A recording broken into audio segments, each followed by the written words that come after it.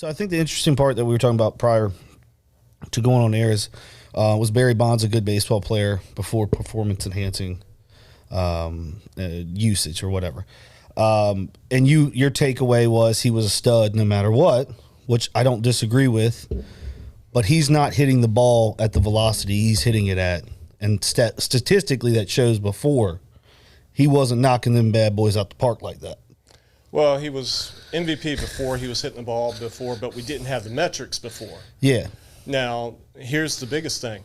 The thing that made Barry Bonds late in his career was the fact that he did not swing out of the strike zone. He only swung at balls in the strike zone. He had the best eye in the game. Yeah. Now, the other thing is, if you look at the year he broke the single-season record, he was the most tested person in Major League Baseball at the time. That was post-test. And steroids don't stay in your system 3-4 years later. So that year, he broke the record. He was clean. I mean, clean as in like the water that comes from Brazil, or like, I mean, like, is that what we're talking? Because I mean, it's known they've I mean, A-Rod, all those guys, they were all taking gummies and stuff that were like that were out of your system within 24 hours. Like they were fast acting. Performance enhancing drug. I mean, even now they consider Adderall performance enhancing. So like, I mean, it all has an effect on the game, no matter what. I don't care. Listen, my takeaway is I don't care. The whole point is I think there's too many nowadays. There's so many no hitters now that they've regulated the game of the long ball, which the long ball used to be the best thing. Right. Of the game. That's why you went to the stadiums. That's why you watched was for home runs. Now, I don't know many people are like, I want to tune in to watch a no hitter. I mean, was that right? Well, that's I'm a pitcher. Well, you're a technical. That's a technical thing. Like that's. I just the common fan is not going to watch. And they don't. They're like, I don't care. See, I'm like a little bit opposite because like I remember growing up when the strike zone was wider, and now the strike zone they've consolidated the strike zone so much, and that was probably one of the reasons that it was so prevalent back in the day too, because they tightened the strike zones so much that they made it easier for these guys to hit home runs. And my thing is I'm the type of guy that's like, I just want guys to swing the bat and get the innings over and keep the game moving. I don't need to see 1,000 home runs. Not to say it's not great, but sometimes it's better if you don't see, a home run every single game. You know what I mean? It's more special when you actually see that home run. That's just my take. But one of the problems right now, and the biggest thing that you hear the Major League Baseball players argue right now is Rob Manfred's using different balls for primetime games versus regular games. So you got dead balls in certain games, but then when you have Yankees-Red Sox on Sunday night, we're bringing the juiced balls. So is he doing that to spike ratings? I understand he's doing it to spike ratings, but is he also doing that to maybe give the perception that, see the game's not about juice anymore. So, he's got those balls throughout the week to limit the amount of home runs to make it seem like it's more natural, which it is. I'm not saying it's not. I don't think so. I think he's just doing it to spike those ratings on the primetime games and bring out the home runs and excitement for some people. Yeah. Now here's the big take. You want to talk about steroids. The biggest take on that, my senior thesis I did on steroids.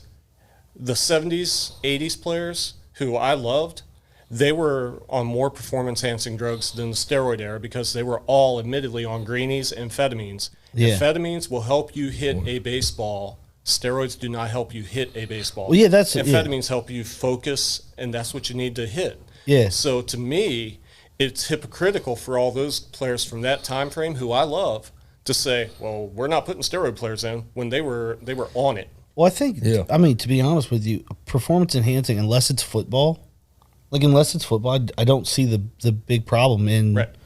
I mean, who cares? Like in football, obviously, bigger, stronger, fast. Somebody could die. I mean, the way that a guy is looking now, he's 6'7", 6'8", runs a 4.5 40.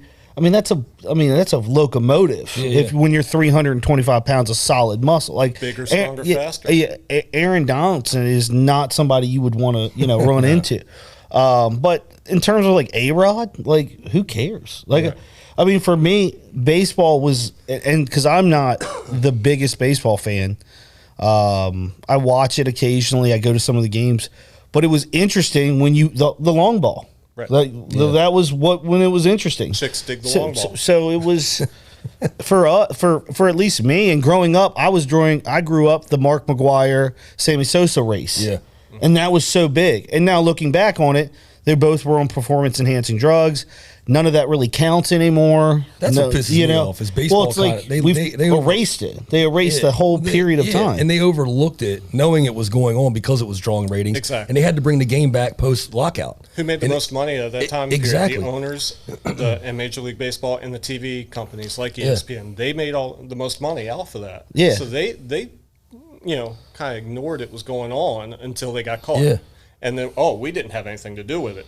Yeah, it's bullshit. And to me, it's all hypocritical because I'll tell you straight up, when I was 18 and I actually got looked at by Kansas City Royal Scout, if I had somebody come to me in 1990, 91 and say, you know what, you do a 10-week cycle, I guarantee you'll get a contract. You bet your butt I would have done it. Yeah. But then cycle around to 2019, if somebody had said that to my kid, I'd have been like, man, don't do it. Yeah, it's not worth it. Well, I mean, I'd have done it. Adderall is like the big thing now. I think Adderall is more performance enhancing because it would allow you to focus more. I mean, who was that? That's way worse than steroids. Chris Davis was the one that got popped, and he was popping the balls out of the park. I mean, and then after they flagged him, after they called him, he wasn't shit. I mean. Yeah. One thing nobody That's rough, dude. I mean, you get popped for Adderall, and then you go down. Yep. The thing is he's still in the league? No, he finally did retire. Yeah. And they're probably still paying. That baseball's the only sport where you can retire and still get paid. Bobby Bonilla. Bobby Bonilla. You can literally suck, retire and get paid still. Dude, that's amazing. Dude, good for them. Shout out to baseball players. Yep. Shout out to the union working that deal. Why is that? Just the business side of it? Why do you think that is, Rich? Dude. Just some of the guys, they're just smart about it, and they get their contracts extended out for multiple years afterwards. Yeah. That way they can. It also helps the team to not take it all up front and have it dispersed out for, Well, I mean, and we got to get into it, but if I was ever going to recommend a sport, it'd be baseball. Yeah. No contact, and you get paid the most money. I mean, you're traveling, 164 games? 162 games in playoffs. It's 10 months that you're involved. But here's the thing. Yeah. I mean, you're hitting the ball. Yeah. Yeah. And it's not like you're hitting it it's not for 60 minutes straight. Right. You're going through a lineup, and you're sitting out in the outfield. Or, wherever. Maybe you're DH. Who knows? If I'm saying kids nowadays, I wouldn't be surprised to see more kids go towards baseball, like non-contact, because football is now they're talking about CTE and all that stuff, which, I guess you have your thoughts on that too. But I can see baseball becoming more and more prevalent as we get older because, the younger generation is going to go, they're willing to pay $164 million to do what? Right. Baseball's got there in front of them. I mean, you got the CT issues, you got the violence in the other sports, which I'm fine with, but baseball needs that marketing to the younger generation. Exactly. They need to bring in what football and basketball did with a highlight reel, with the stuff like that. So they need to get more into social medias and bring in the younger crowd. Didn't invest digitally when the NBA was investing. Let them cats get back on, let them do Adderalls and stuff, dude. Yeah. Let them get back on that juice, baby. Speaking of get back on, you ready to get into it? Because we can sit here all day. Let's do it. Talk about that. All right, ladies and gentlemen, welcome back to the Prop Culture Podcast. I am your host, Matt Trader, and to my left is my tag team partner, Mr. Shane Snoots. And today, ladies and gentlemen, don't call me Johnny Bench because this ain't This Week in Baseball, but I'm about to make the call because with us here today in studio is the member of the Global Play Network, Delmar Fitness, and the Ty Cobb Senior Baseball League. He's nifty, he's thrifty, and he's all together swifty. Ladies and gentlemen, Mr. Richard Swift. Dude, I love the intro. Is that a good intro? That was, That's dude, awesome, I mean... But we should say I was at a he's slam member. poetry bar for a second. I came up with that in the bathroom a minute ago, like 5 seconds ago. I didn't know how it was going to come out, but it came out. Yes. So we're talking about the Ty Cobb Senior Baseball League. I think that's one of the main reasons you're here today. You basically are one of the biggest promoters of this league. I don't know if you created it, but you have really taken this league to whole new levels. It's an over 40 league for people who, you know, want to continue their baseball journey and just really enjoy the sport at an older age. Right. Before I step on it too much, why don't you tell our audience a little bit about the Ty Cobb Senior Baseball League, how they maybe become a member, yada, yada, yada. So Ty Cobb Baseball League, 40 and over league. We have 11 teams this year. We've expanded again. We've expanded every year of our existence. And basically, to get in touch with us, social media. Just look up me on Facebook or the Ty Cobb Senior Baseball League page. Hit us up. I had a guy hit me up last night. Yeah. I mean, we constantly get people wanting to do it. Mm-hmm. This year, we're supposed to be covered by a couple of newspapers, and Delmar Sports is supposed to help out and cover us a little bit too. So what are they going to do exactly? Just games or? So the newspapers are going to do the old school box scores for us and standings. Yeah. And then I'm not sure with Delmar Sports Zone yet. That was just, you know, they reached out to me and I said, yeah, please cover us. So tell what exactly is it? You know what I mean? I know what it is, but explain it. Elaborate a little bit more about it. So we're a wood bat baseball league, traditional baseball, overhand pitching, hardball. Everything is basically major league rules, except if you hit a ball in the outfield, you're not going to get thrown out first by an outfielder because we have some guys with bad legs, and we want to encourage them to still come in and play. Yeah. So we meet 3 nights a week, Tuesdays, Wednesdays, Thursdays out at Henry Parker Field. Okay. We have about a 10-game schedule, playoffs, home run derby, which we have as a cancer fundraiser. Yeah. We work with Relay for Life and the Trey Mancini Foundation on that. So it's all about having fun, getting guys out, having fun, living that childhood dream, showing kids that you can play this sport and not have the pressure of a contract or a scholarship. You can play for the love of the game and enjoy it. And again, like we had talked about before, my goal is to bring back that town pride. I'd love to have a team in like every town. Right now we have Eastern Shore, Virginia. We have Pocomoke. We have Salisbury, Fruitland, Delmar, Hebron, Laurel, Seaford area, Millsboro area, and then one up in Delaware. So I'd love to get people to come out support their town team. Absolutely. So you're trying to rally the troops for like Willards and like we have Berlin, so they can count that. We Berlin, do have that You're basically what it is. You're describing, an adult little league. And kind of, right? I mean, because no. I get you. The only reason I say that is no.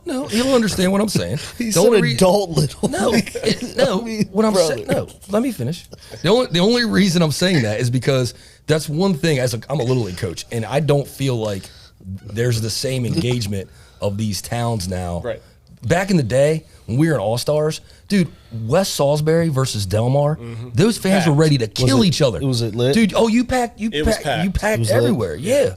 And I'm not saying, but now they're actually, the towns are consolidated, but we don't have that territorial, that's just sports aspect thing, of dude. it. So I love what you're talking about doing, because a lot of the guys that are in Ty Cobb probably remember those times. Yeah. So, that's all I was saying. I wasn't calling it a little league, but I'm saying that's what it reminds me of. It's a poor choice of words. I mean, adult little. I'm the king of poor choice of words. When you say adult how much we had to little edit on the show? I mean, let's be honest here. Dude, so, adult sorry for all the members of the Ty Cobb Senior Baseball League that I have offended. No, it's still real to me, damn it. The only question I have is, you said, and maybe I'm confused. My brain's. I apologize. It's Monday. So I'm a little noodle, but you said so if they hit into the outfield, they immediately get a base. If it's like a fly ball into the outfield, it's not caught. Okay. Yeah. It's a base. If it's a safe hit into the outfield, they can't be thrown out first by an outfielder. Okay. Yeah. All right. Yeah. That's what I was just wondering. Yeah. Like, I was noodle for a second. I'm like, wait, does that mean they get the base? Yeah. Or? But we steal bases, pickoffs, Okay. everything. But going back to that, one of my goals that we had talked about was, back in the 1910s, 20s, 30s, you had town teams. Yeah. And those town teams, they might have been sponsored by lumber companies. Yeah. Just Lumber oil 84, companies, everything. Yeah. But they were local to that town. So I'm trying to bring back that feel of the early century teams that really got everybody. You're trying to bring back a nostalgic factor to baseball. Exactly. And not Little League. That might be a better phrase. I'm just kidding. I'm just giving you a hard time at this point. No, I get it, because he's trying to bring back the nostalgic factor of when you were in Little League. But now bringing it back to an adult level, Right. Yeah, that's where what I was trying to it's say. yes. Right. I mean, I know what you were saying. It just the poor choice of words. I couldn't. You got me out of my noodle brain when you said that. I was like, wait, did he just say adult little league? All right, To not adult little league. Okay, When did the league start? Like who started it? How did it start? How's it evolved? So, quick backstory. Probably about 11 years ago, Yeah. I tried to get something started for any age. Yeah. Just post-high school, post-college players. Kind of fizzled. I couldn't quite get the commitment. Yeah. 2017, Randy Gertzen got in touch with me and said, hey, I want to start a league for us guys to play. Yeah. And his goal was just get 3 or 4 teams, be able to go out and play, just have fun. Yeah. So I jumped on board with him. Between him and I, a couple other guys, we put together 4 teams, had our first season. Everybody loved it. Next season, we basically doubled in size. That's amazing. And then from then on, we've grown. So Yeah. 2018 was our first year. 2019, Randy was still here. After 2019, Randy moved away, looked at me and said, you got a much bigger vision for this than I ever had. It's yours. Yeah. You know, he moved away, basically due to work and stuff like that. Yeah. But since then, I've just taken the bull by the horns, and I'm trying to grow this thing as big as I humanly possibly can. And you have already. I mean, what you just did the huge home run derby hitting contest that was last year, and then I think you even are linked up with the Orioles, the Trey Mancini Foundation, right? Yeah, I mean I've been working with his that's sister. pretty impressive to take this small little pebble and have turned it into the rock, right? That you've created it right now. But go ahead, yeah. Yeah, so I'm just, we have roughly about 200 to 300 members in there, and you think for the Delmarva community, to get 200 to 300 over 40 baseball players playing, that's huge. That is huge. that's pretty cool, man. Like, to be honest, I love football. I have no interest of ever like lacing up a pair of cleats again. Yeah. Like, we always talk about, all the boys talk about it. Like, man, wouldn't it be fun? No. Like, the thought of the day after, just going out, like even playing a turkey game or anything. So I think it's cool because baseball is a sport that you're going to be a little sore. Oh, yeah. You're going to be a little sore. Yeah. But there's not like the risk of being like, you might, tear your ACL out. You might, pop a hammy, doing something. Like football, there's extreme, those things are extreme. Even on touch football, like I had a friend that dislocated his shoulder playing flag, and I'm like, how does that happen? He's like, I was reaching for it, I'm saying these injuries happen, but I'm saying for you guys, it's pretty cool to be over 40, and you can still have fun and minimize the risk. I don't want to scare anybody off, but we have had a broken hand from a foul ball. We did have a guy last year who broke his orbital bone. Oh yeah, Fouled the ball off, went straight up into his eye. So as I said again, I'll take that back, retract what I said. Everybody it's just but baseball I think is something that safer. That you're not worried about the contact factor of like.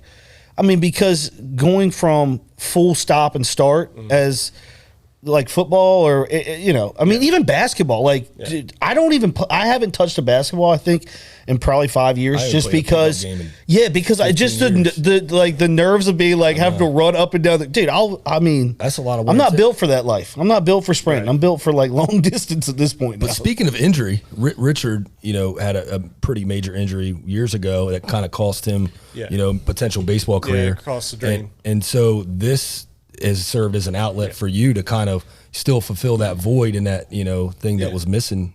So talk a little bit about that, about what happened with you years ago. So I was the tall, skinny kid who didn't get a lot of recognition, didn't get a lot of people wanting me. Finally, I had back to the rock. Finally. I had the Kansas City Royal Scout develop interest in me. He saw me at the tryout camp, put me on the mound, and I was an outfielder who always wanted to be a pitcher. He didn't let me play outfield. He put me on the mound. And he's like, son, you're projectable. I want to see you back next year. I need you to develop a curveball, add a little size. So, of course, we didn't have the coaching that you have now and all the technology. So I'm out there throwing 200 pitches a day, every day, even during the winter. Needless to say, not realizing you're burning your shoulder out. It was I blew my elbow out. Yeah, tore my UCL. Now kids nowadays, UCL, minor injury, have surgery, come back. Back then, it's damaged goods. You didn't have any done. You know what's wild though to think about, and my brain is trained the same way. Until up until, so this is my 7th week. I have a professional trainer, IBF, bodybuild, whatever. He's got all these accolades. Before, my workout is literally maybe 5 lifts. Before, I was doing 15 lifts a day. 15 lifts a day, and I thought that was because I thought more was better. Right. And really, it's like retraining your brain now to be like, no, it's like you do it in this. So it's so crazy. You talking about that. That's our mindset. Yeah. Like, it's like, oh, you got to it's repetition. It's doing this. And really, it's not. It's like making that 45 minutes the best 45-minute workout you can do if it's training for baseball, basketball, football, weightlifting, whatever it is. It's so crazy to see now. Yeah. It is. I mean, and that's over time. We would have never. I mean, I don't think they were studying as hard as they are now on our bodies, just because these players now are literally $1 million assets walking around. So they're like, oh, okay, we have to take this serious. I mean, dude, people used to, what was it? John Riggins used to smoke cigarettes in the gym. Yeah. Dude, my funny story is my old football head coach, he actually trained, he was on the Redskins, like, I don't know how it was, like how it came about, like the whole Redskins thing. But he told John Riggins he had to leave. He was like, because he was big into weightlifting. John Riggins would just come in on his motorcycle, smoke some cigarette, like, probably Marlboro Reds. Kelly Leak came in like Kelly Leak, boy. So I had the Marlboro, dude. He was hitting that Marlboro Red, dude, and he was just sitting there, and he would do like he wasn't blowing in Port 100s. Yeah, he wasn't doing Newport 100s, but he was doing the new Marlboro Reds probably.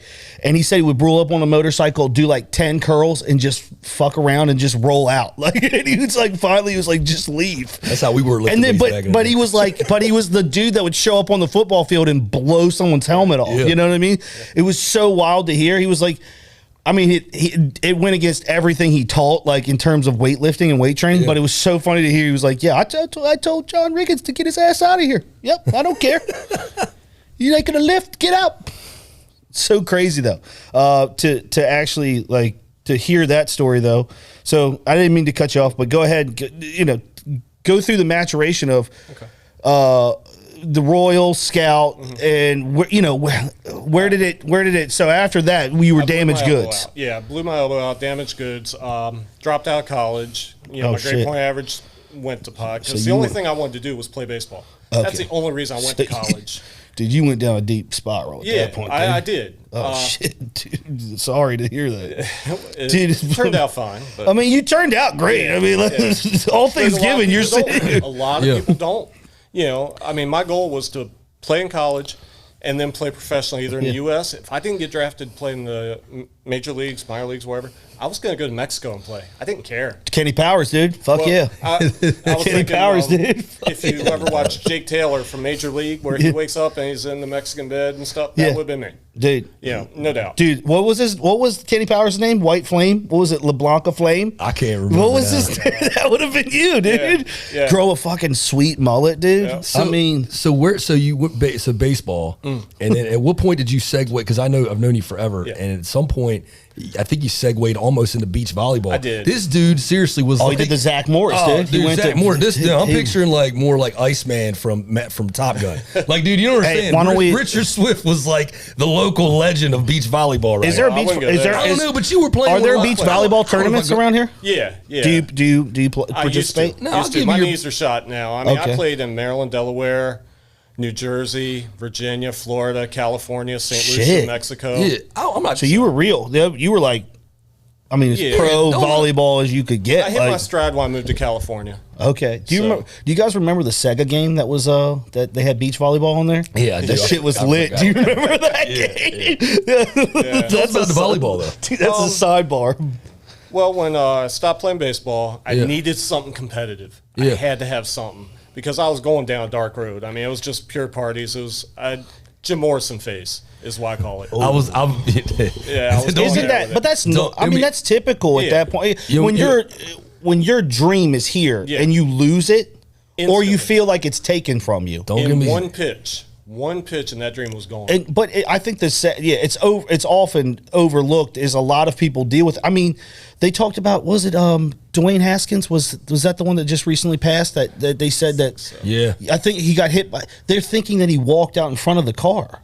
Like they think that he walked out in front of the truck. Somebody was saying he was being chased, but because they said that like the pressure of being the first overall pick or first round draft pick, and then being demoted. Right. Being taken, like your dream. No one dreams of being drafted in the first round or whatever, and then having it taken from you, like not being able to make it. No one dreams of that. That's the worst thing. Yeah. So I can only imagine having someone of that level talk to you. Mm-hmm.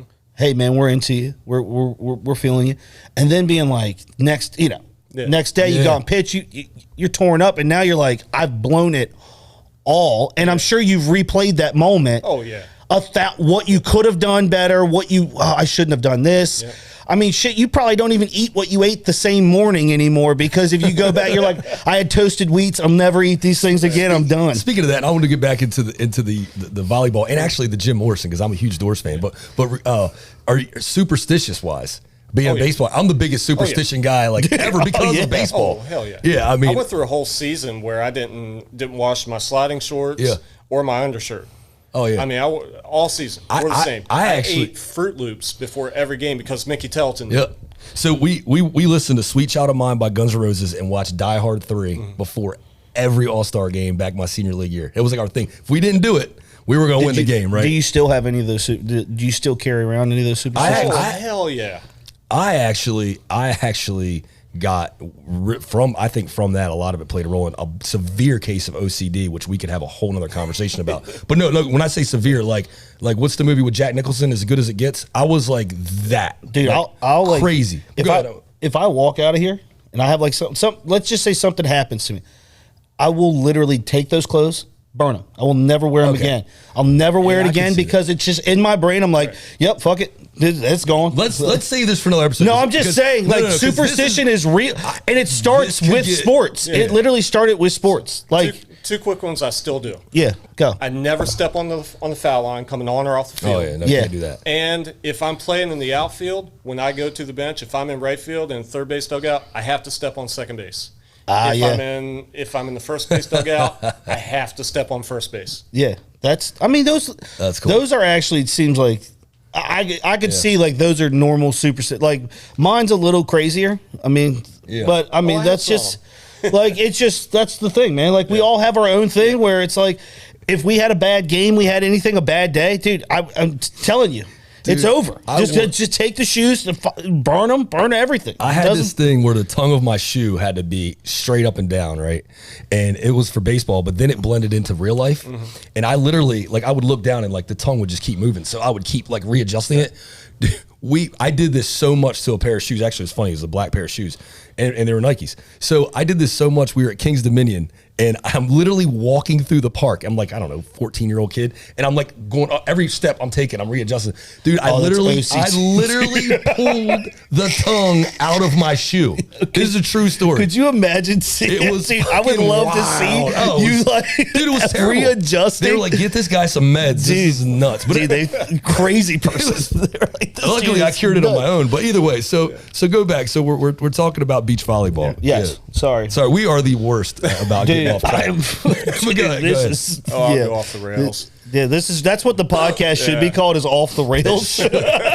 Because every episode's off the rails. All right, let us get back on the rails. Go ahead. All right, go. We're back on. All right.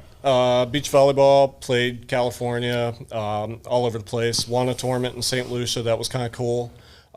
Actually met my wife through volleyball. Really? Yeah, I was working in Champ Sports, and she came in with a bunch of the volleyball girls from SU. And I looked at the other guys. I said, I got this one. And then later on, we ended up getting married. That's awesome, man. Dude, that's pretty. I remember when you worked at volleyball Champs. Shorts. Do you remember? I don't know if you remember Champs at the Mall, or you didn't grow up around here, but I remember. I remember when Richard worked at Champs. Did you guys have was it Shank and Tittle? Is that the what was the store called? Did you have one of those down here? No, we just had Champs Sports. Yeah, Champs. Champs. I didn't even know what Champs was until the commercial when I was like 16, dude. I didn't even know what Champs was. So traveled all over for volleyball, and then somewhere along the line, you segued into fitness, right? And did because I know like working out with you, you know, you're great working out to work out with because you've got this physical therapy element to you. You know, so we're working out, but you're saying, you might not want to do that. You're getting older now. Just like the other day when you gave me a little exercise to do and I went to move and I was like, that's not good for my back. And you're like, okay, let's go do this now instead. Right. So did that physical therapy or the personal training, did that come from the fact that you hurt yourself? How did that happen? Actually, no. No? I always needed to do something involved in sports, fitness, something. Yeah. I wasn't going to be satisfied working in a corporation. I'd done that, and I was like, I'm done. I got to do something else. Yeah. Had my son. He got into sports. At the same time, I'm like, I got to do something to make a difference. Yeah. Yeah, you know, that cheesy line, you know, I'm not doing anything. I need to do something that's going to make a difference in the world, leave a legacy. Got my exercise science degree. You know, started Swift Fitness training, worked at a bunch of local gyms, got my experience, worked with Palanchar Physical Therapy. Okay. I went and trained Dr. there Palanchar, yep. and just absorbed everything he was saying. So I developed my own quasi type of training where I combined the physical therapy element with the weight training element. Yeah. So I kind of call it prehab rehab workouts. Yeah. You That's know, actually keep you healthy while you get stronger. It's funny you mentioned Injury your son, and I'm going to segue back to beach volleyball just for a second. But I actually named my son Monroe after a beach volleyball movie called The Side Out that came out in like 1990 with Thomas C. Howell played the main character, Monroe Clark.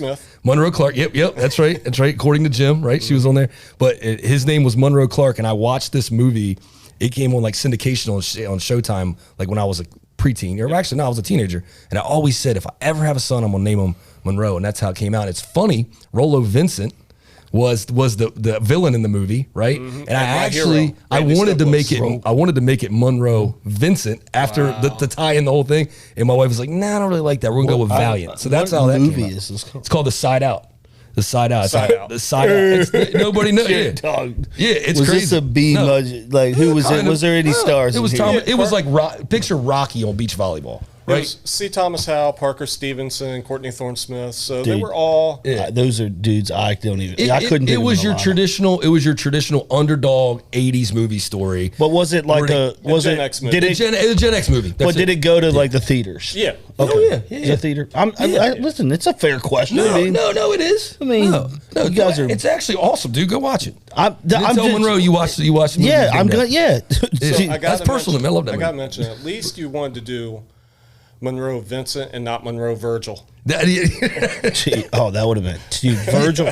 All I can think of is Virgil from The $1 Million Man. Yeah, that's whenever and you don't want to be, dude. But we went with Monroe Valiant. But either way, so back to physical therapy. Let's talk about Delmar Fitness. So Delmar Fitness, I know you started working there a few months, but about a year ago, maybe. Yeah, we opened our doors January 1st of 2021, and we started with 0 members, and we are, as of this morning, 590 members. Wow. There we go, dude. What do you attribute that to? Because I know you've really taken that to another level right now.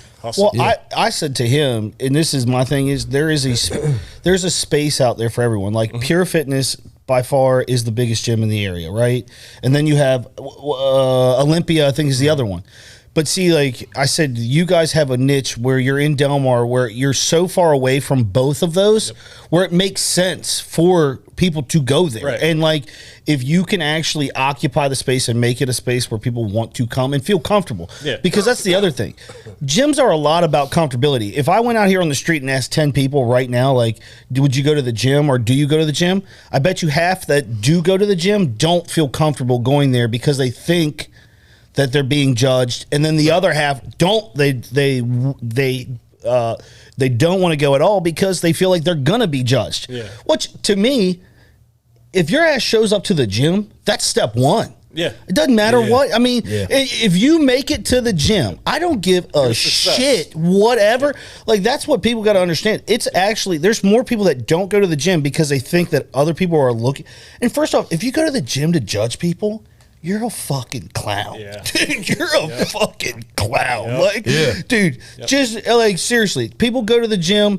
They should be a safe space. I'm not saying Planet Fitness or whatever, the judgment-free zone, but dude, I see cats all the time in the gym, and I'm there 4:00 in the morning we're all there just to get an exercise. And I don't think anyone's there to like legitimately stare or look at other people. Right. They don't give a shit. Yeah. So as long as you provide a space for people to be like, oh, you know, I'm coming here to, and again, a part of the process of getting into shape, whatever shape that is, right?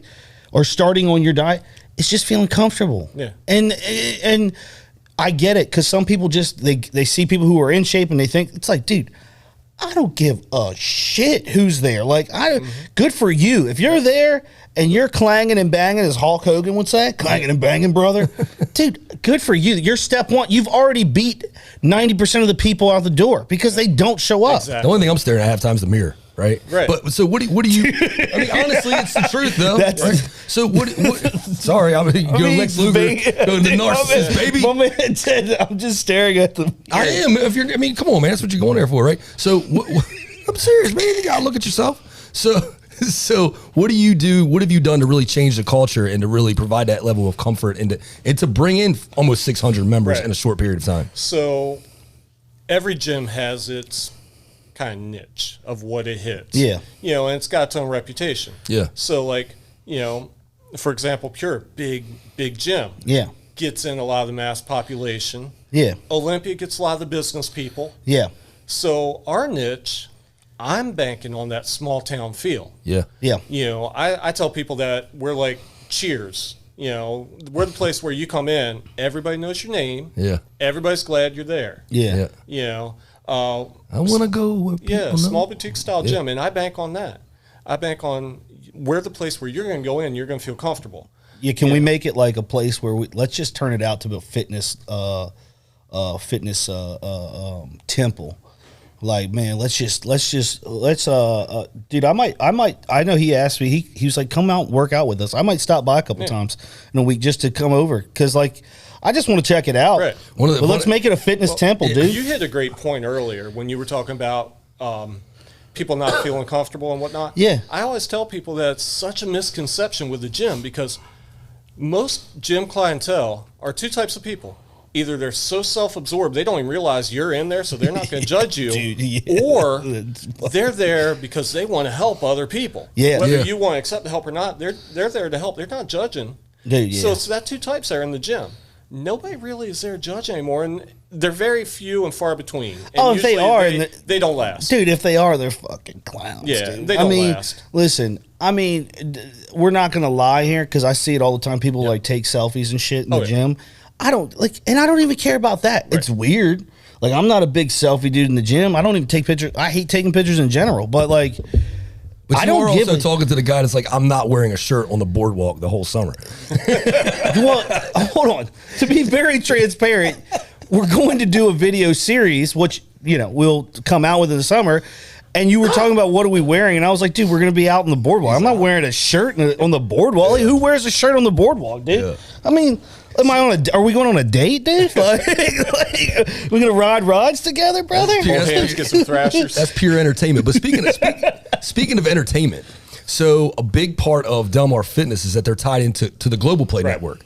A lot of people listening to this podcast does not know what Global Play is. Right. And they really should, because this Global Play, especially for families, I mean, there is a lot of value in this program, especially when you got the ability to have the Global Play tied into your gym membership. Right. Talk about that a little bit. All right, so this is awesome, man. Global Play has about 10,000 members right now. Yeah. And they've reached 100,000 visits. And this is all local. Oh, shit. So how I usually explain Global Play to people when they come in the gym, during the height of the pandemic, the guys who owned it, they got together and they put together a bunch of local businesses kind of to help those local businesses survive. Yeah. And get that mindset of buy local, stay local. Right. They pulled me in because they needed somebody with sports connections. Yeah. So I got in early before the rollout and stuff like that. So I've seen it from the ground build up, from 0 members to 10,000 members.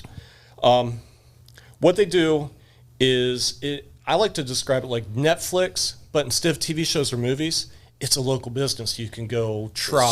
So is it like an app that you pull up? Format, yeah. Okay. So the basic app is $10. Oh, right? Okay. So what's that get you for $10? For someone like, it hits different areas. Yeah. For somebody like Monroe, yep, $10. You get your kid $10 membership. He can go unlimited visits to Altitude. Yeah. Coco's, Brian's Bowling. Okay. There's a lot of things that are tied Where's in there. Brian's Bowling at, visits. dude? That's up in Laurel. Okay, is that the yeah? Is that so regular? Brian's Bowling, they can get 2 games shoe rental included every day of the week. Dude, say, hey man, listen, dude, bowling's legit, dude. Yeah. I was a state champion too. So you Duck can pin. go Brian's Bowling in Laurel or Eastern Shore Lanes in Pocomoke. They have both.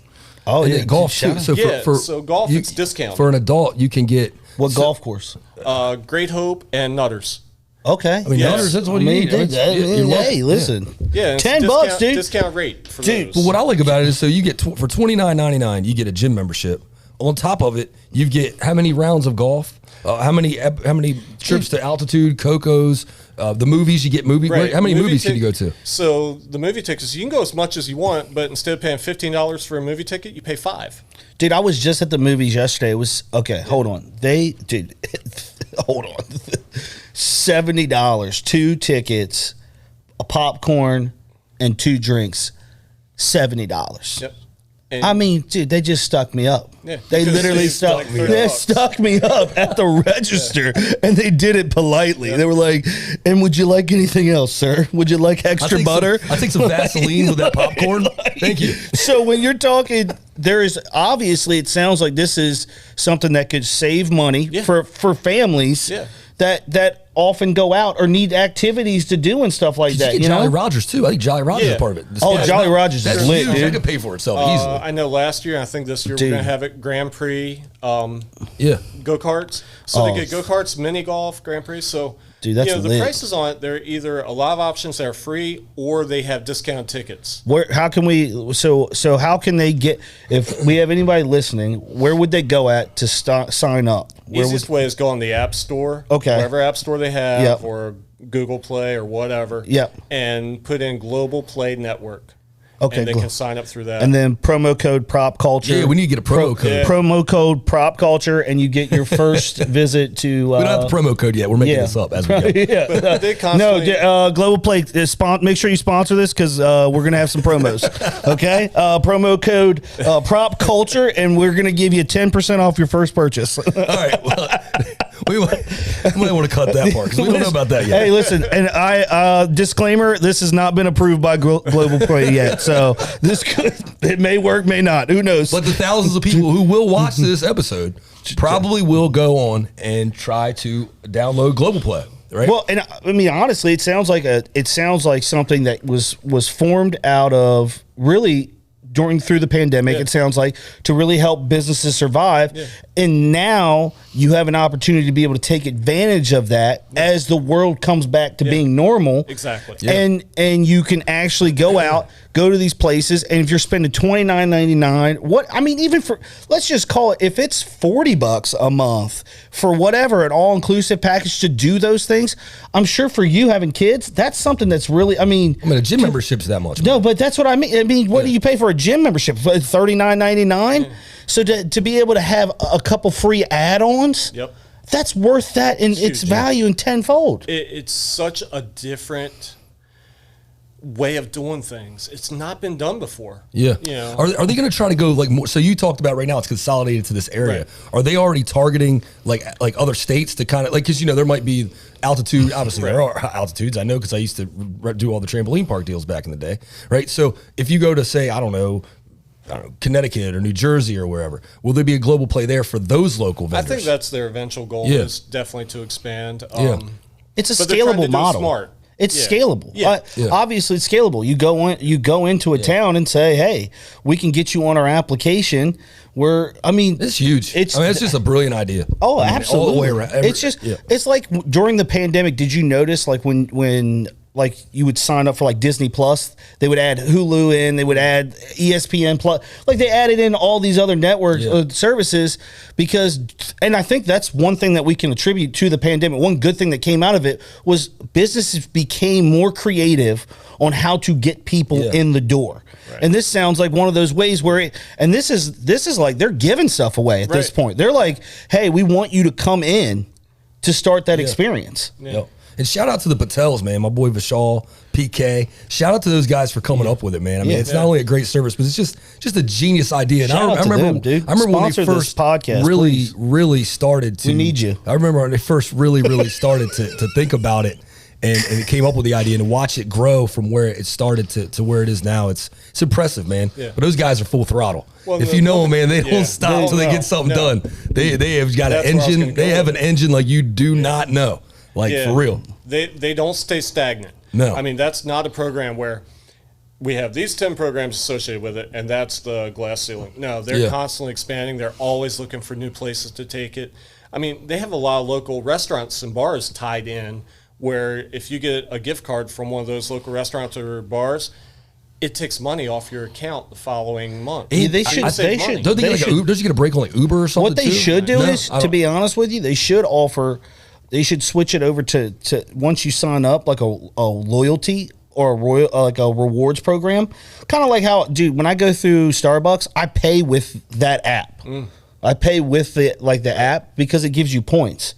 So it'd be pretty cool if they actually, if you pay through the app, pay through the app or whatever, to go to a restaurant or bar, and then it gives you points back next month to use at the bowling, whatever. Well, that is kind of what they do, really. Really? Yeah. So that's even better. If you go to a local restaurant that's on there and say you spend $25, well, you pay through the app. Yeah. Get the gift card on the app, pay through the app.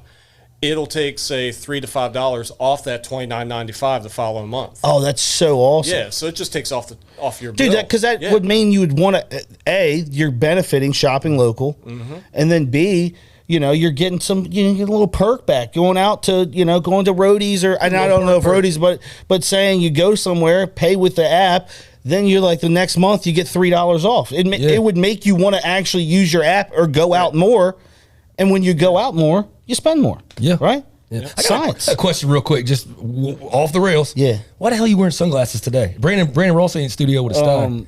I just asking you real quick. I just thought about it. To be honest with you, today's it's supposed to be 87 degrees. I'm feeling this is Summer Shane, so Sporty Spice or whatever the hell her name was. Summer Shade in the house, ladies and gentlemen. So I mean, listen, dude, I got the shorts on. The legs out, guns out, sun's out, right? The guns are out today. It is bright in the studio, in fairness. I mean, it is. Dude, I don't know, man. I guess I came in with glasses on. I just didn't want to take them off. When you have a large head like me, too, it's kind of hard to get the glasses around the hat, too, man, to be honest with you. Oh, look, he came out to look. He came out to check. So he was like. So, look, we've touched on a lot of things. We've got Richard in the studio. We've got a little bit of time left. And, I mean, we talk wrestling so much on this show. There's no way we can't fill some time talking about wrestling. Let's play a game. So, Rich, man, right now, today. Top 5. Nah, we're not going to go top 10. You just went top 5. No. Hey, no. Go. All right, let's go. Let's go. We'll go Mount Rushmore. Top 4 wrestlers. All time. Your choice. Don't need explanation. So that way we don't cut into, because like what happened last week. Yeah, because last week we ran out of time. I'll do that, but then I got a hot take for you that's gonna blow your head. It's gonna blow my. Right, go ahead. And this isn't favorite. So this is your top. Mount Rushmore's 4, right? Can we? Yeah. Do you want to go favorite too? Top 4, and then and your personal favorites or no? Just go top 4 about Mount Rushmore. Okay. I mean, of who you consider the best of all time. Okay. All right. That way it's fair. All right. Number 1, Ric Flair. Yes. Number 2, because of everything he did, Dusty Rhodes. Okay, Dusty Rhodes, the world heavyweight champion. Shotgun in Texas, if you will. Bullet the Woods. Dusty Rhodes, the world heavyweight champion. Let me finish, because this is how we got off the rails last time. Go ahead. Number 3, Roddy Piper. And number 4, Hulk Hogan. Oh, shit. Okay. Now, this isn't my personal favorite, although they're pretty close. But this is who I definitely think, based on draw and based on what they did for the industry, who I think the top. Number 1, Hogan. We've already had that conversation. Number 2, Flair. Yes. Number 3, Austin. Number 4, Rock. To me, that's the top 4. I think industry wise, who had the biggest impact. I'll make it quick. Slick Rick, Stone Cold, Shawn Michaels, The Rock. Okay. All right. That's fair. Those are 4 iconic dudes. Yeah. And without wrestling, technically Shawn Michaels and Rick were the most technically sound in the ring. Yeah. And I'd throw Steamboat Austin, in there. we're showing our era that we Yeah. grew up Oh, in yeah. big time right now. oh yeah, because Like, that's Attitude Era. it That's is, literally 'cause- Attitude Era. Yeah, I mean, we're that's- showing because I came from the golden era. You were before that, and he's from. Yeah. You were the territory area, Well, really. Yeah. yeah. And I mean, my favorite form of Steve Austin was actually the Hollywood Blondes. Really? I loved Really? Austin, the Hollywood Blondes. That's a hot take. Yeah, And that's No, I loved him. I loved What? Austin 316. what. Yeah. What? I did like him at Pillman though. So what's Yeah. your hot take? You said you had a hot take Yeah. for us. Give us that hot I take. take y'all gonna kick me out after this. I think the most overrated person in professional wrestling is people blowing Vince McMahon's creativity up. Oh Oh, man, man, you're gonna blow my dick off. man, I don't even know what to So, say. and I only Hold say on, let me that- pick my dick up So- off the Go ahead, go ahead. grave. With fairness, go. No, I'm gonna we're qualify. huge Yeah. Vince I McMahon know, marks, dude. but I know. that's all right. It's fair. Look, you, I know. You Dude. make your case. I mean, I'm Good, a yes. self-professed pro wrestling historian, but That's fine. To me, Vince had some of the greatest ideas ever, but they were few and far between. A lot of the ideas that came out of WWF, WWE were not his ideas, but he was smart enough to have the right people in place. Okay. Much like, for example, Royal Rumble, Pat Patterson. Yeah. The whole Austin Rock, that whole thing, Pat Patterson. Yeah. You know, Vince, you know, to me, I mean, I can't say Vince is the greatest mind ever because he came up with freaking Mantar.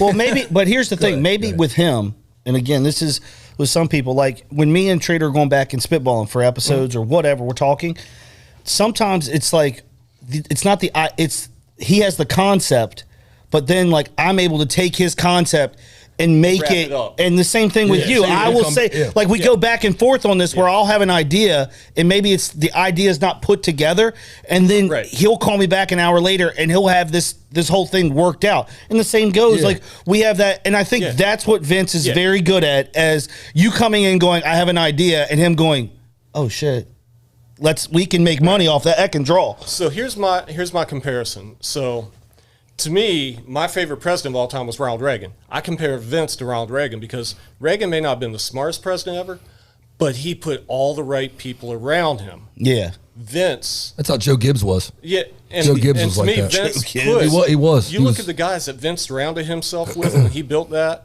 Pat Patterson, Sergeant Slaughter, Gorilla Monsoon, Yeah. Michael Hayes later. I mean, Michael Hayes is one of the greatest minds in the. Well, who in the game. invented WrestleMania? That that was Vince? Vince. Okay. Yeah, that was Yeah. Vince. Well, then, that was I mean, Vince. yeah, that's- I mean, like I say, he had some of the Yeah. greatest ideas ever. Some of them haven't To worked. me, Vince is the best marketer So ever. what you did make a point, and I don't know that Vince is totally that. I can't stand when people take other people's ideas.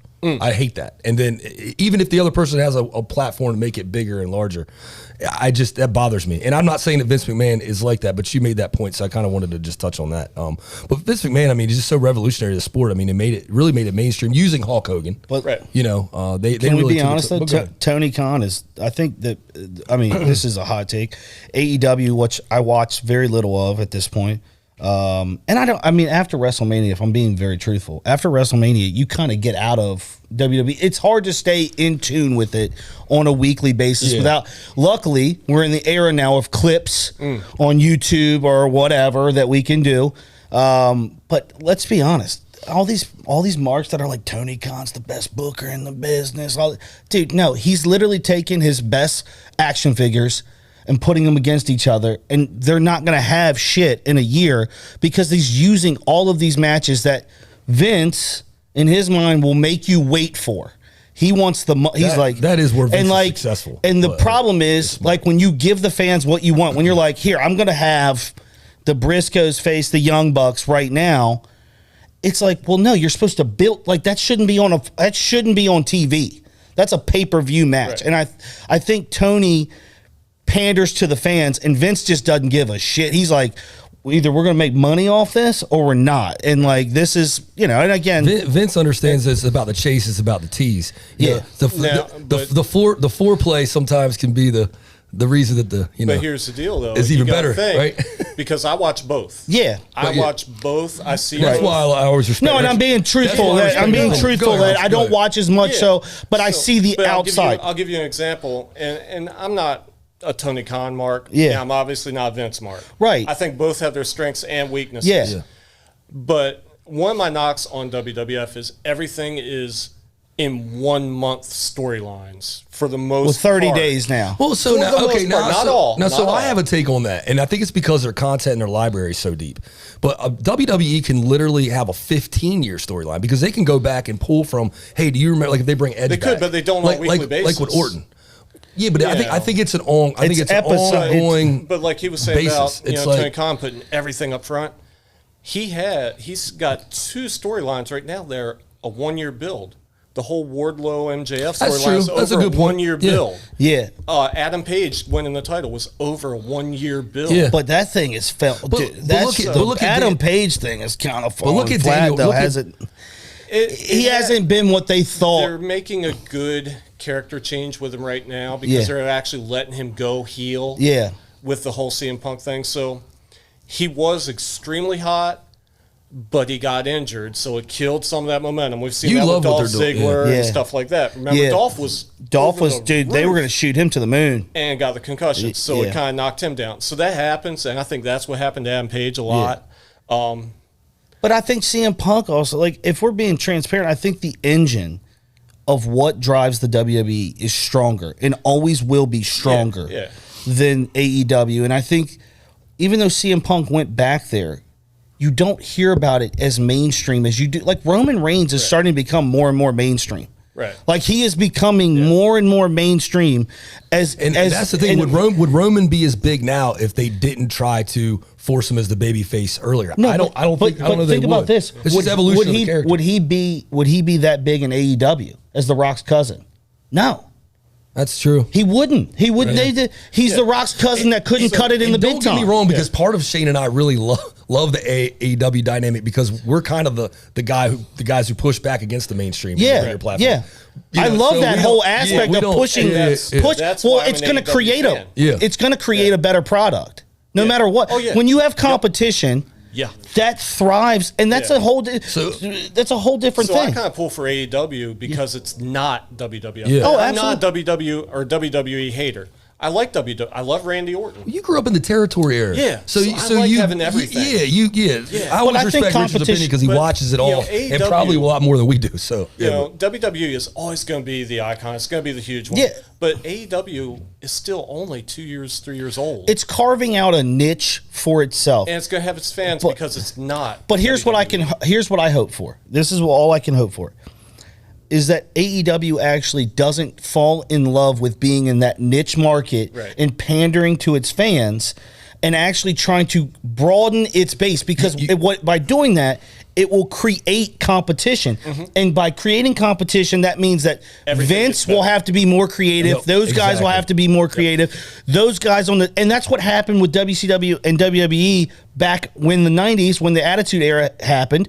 It was like, they were watching each other's monitors being like, yo, what are they doing? Yep. We got to take it the next level. And that's the thing. the way they have to grow really, and it's kind of funny because we were talking about this with baseball at the very beginning of the show, is really through families. Right now, when I see AEW pandering to, which is a niche, a strong niche, is the guys our age, Yeah. who want the more edgier product. But I don't know if it brings in the kids. And if you don't get the kids, my thought is that generation is going to get older and bleed out. And then you're not going to have the next wave of Well, dude, they're fans just- to carry on. Well, I would so say that's the that's kids, where when they Vince get thrived. older, That's where they'll- Vince thrived. They'll carry to that. Yeah. Because I know, That's true.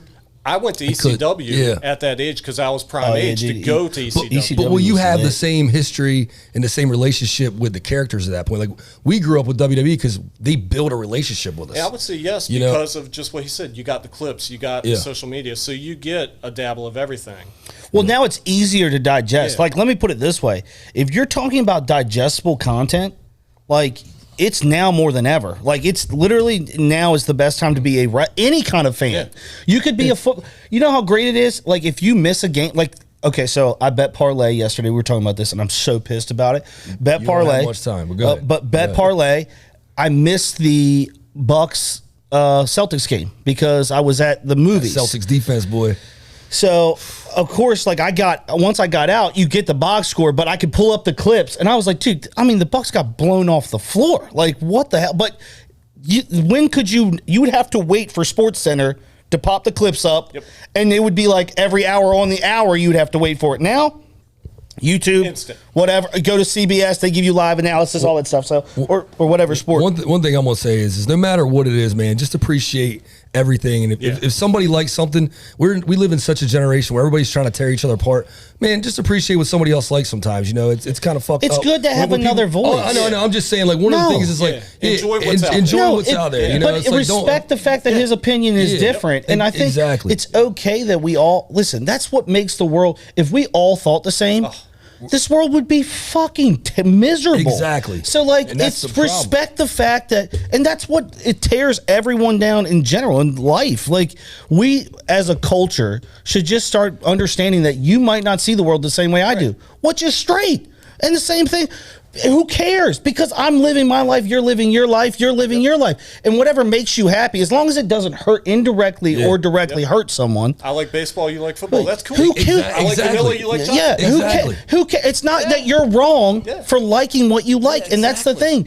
Like, people get on such, I mean, they're so amped up because you're wrong because you like this. It's like, no, dude, who gives a shit? You know, Well, look, man, speaking of liking what you like, they like when we wrap up the show on time. So we're going to do that. Richard, tell us right now how somebody could reach you and get in contact with Delmar Fitness or Global Play real quick before we send our goodbyes. Hit me up on Facebook. Okay. Yep, that's it. Facebook. Is it Richard Swift?